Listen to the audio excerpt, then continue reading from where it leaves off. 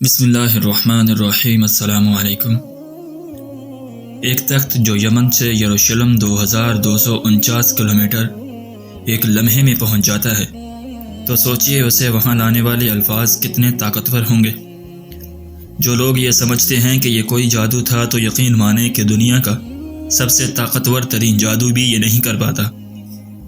اور نہ ہی آج کی جدید ٹیکنالوجی میں یہ ممکن ہے۔ جب ہزاروں کلومیٹر دور ایک پیغام ایک کلک پر ایک سیکنڈ میں پہنچ جاتا ہے، تخت پہنچنے کی سپیڈ اس سے بھی زیادہ تھی،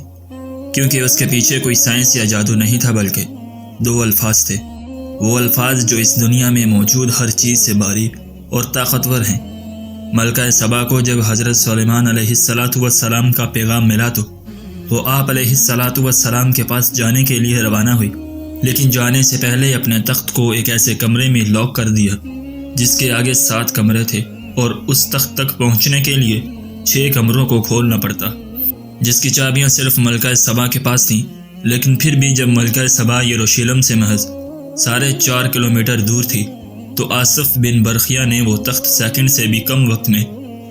حضرت سلیمان علیہ السلام کے پاس حاضر کر دیا، اور وہ بھی صرف 2 لفظ پڑھ کر۔ آج ہم ان 2 لفظوں کی طاقت کے بارے میں جانیں گے جن الفاظ کو اسم اعظم کہا جاتا ہے۔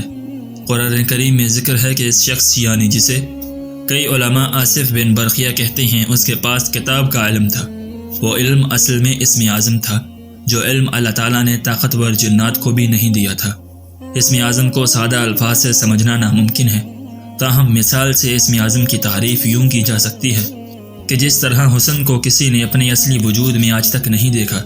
اور نہ ہی عشق کو آج تک کسی نے دیکھا ہے، اسی طرح اللہ کے 99 ناموں کے علاوہ جتنے نام ہیں وہ اللہ تعالیٰ کی صفات ہیں، نہ کہ بذات خود اللہ، اور اللہ کی ذات تک پہنچنے کا نام اسم اعظم ہے۔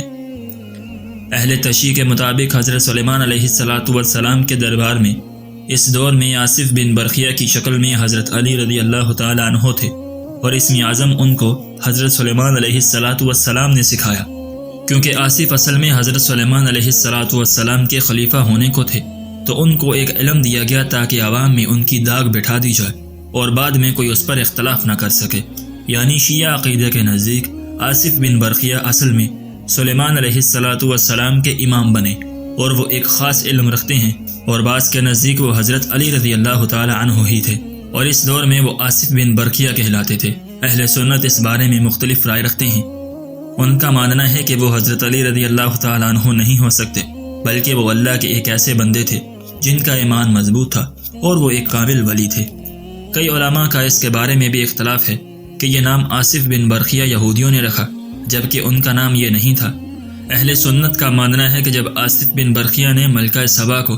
بتایا کہ اسم اعظم وہ حروف ہیں جنہیں اللہ تعالیٰ نے پوشیدہ رکھا، تو اللہ تعالیٰ کے کسی بھی نام کے بارے میں یہ کہہ دینا کہ یہی اسم اعظم ہے، یہ درست نہیں۔ ابو امامہ سے روایت ہے کہ وہ کہتے ہیں رسول اللہ صلی اللہ علیہ وسلم نے فرمایا، اسم اعظم 3 صورتوں میں ہے، سورہ بقرہ، سورہ عمران اور سورہ طٰہٰ، اور جب ہم نے ان تینوں صورتوں میں تلاش کیا تو وہ ہے اللہ کے 99 نام، سب کے سب اللہ تعالیٰ کے تابع ہیں، جن کے ساتھ مل کر پورے 100 ہو جاتے ہیں، اور جنت کے درجات بھی 100 ہیں۔ چنانچہ حدیث میں ہے کہ جنت کے درجات 100 ہیں، اور ہر 2 درجوں کے درمیان 500 سال کی مسافت ہے۔ اور اسماء الحسنیٰ کے بارے میں فرمایا کہ جو شخص انہیں یاد کرے وہ جنت میں داخل ہوگا۔ تو معلوم ہوا کہ اسماء الحسنیٰ کی تعداد جنت کے درجوں کے برابر ہے۔ اللہ نام کے اسم اعظم ہونے کی یہی دلیل بتائی جاتی ہے کہ باقی تمام نام اس نام کے تابع ہیں۔ جو شخص اللہ تعالیٰ کو اس کے کسی نام سے پکارتا ہے تو اس میں اس شخص کا حصہ ہوتا ہے،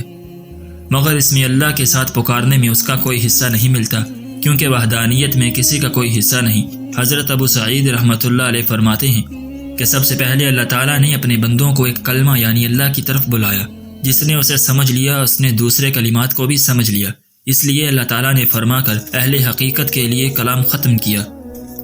پھر خاص کے لیے عہد پڑھایا، پھر اولیاء کے لیے اتنا اور فرمایا اللہ الصمد، اور پھر عوام کی خاطر اسے پورا کیا۔ اکثر علماء اس پر متفق ہیں کہ اللہ تعالیٰ کا اسم اعظم اللہ اور اعلیٰ ہے۔ حضرت علی رضی اللہ تعالی عنہ کا ارشاد ہے کہ اسم اعظم حروف مقطعات میں ہے، اور جو شخص ان حروف کو ایک دوسرے کے ساتھ جوڑنا جانتا ہو تو وہ اسم اعظم سے ناواقف نہیں رہ سکتا۔ تو کیا اس کا مطلب یہ ہوا کہ حروف مقطعات ہی اسم اعظم ہے؟ بعض علماء کا قول ہے کہ اسم اعظم احد الصمد ہے،